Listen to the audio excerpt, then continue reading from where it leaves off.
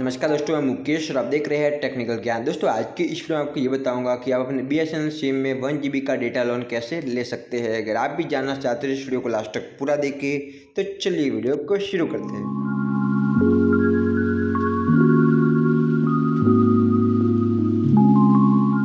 दोस्तों आज की इस वीडियो में आपको ये बताऊंगा कि अगर आपके पास BSNL सिम है, आपकी BSNL सिम का डेटा ख़त्म हो गया और आपको इमरजेंसी नेट की ज़रूरत है, तो इसके लिए आपको BSNL की ओर से 1 GB का डेटा लोन भी दिया जाता है। तो इसके लिए आपको सबसे पहले अपने फ़ोन के डायल पैड को ओपन करना है और आपको यहाँ पे एक कोड डायल करना है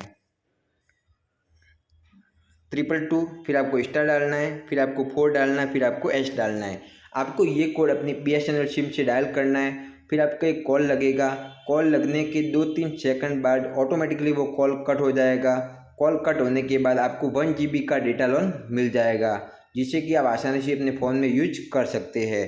तो रही बात रिकवरी की, यानी कि वो लोन रिकवर कैसे किया जाएगा, तो नेक्स्ट टाइम जब भी आप कोई भी रिचार्ज करोगे तो उसमें से 1 GB का नेट कट कर लिया जाएगा। तो इस तरीके से आप आसानी से BSNL सिम में 1 GB का डेटा लोन ले सकते हैं।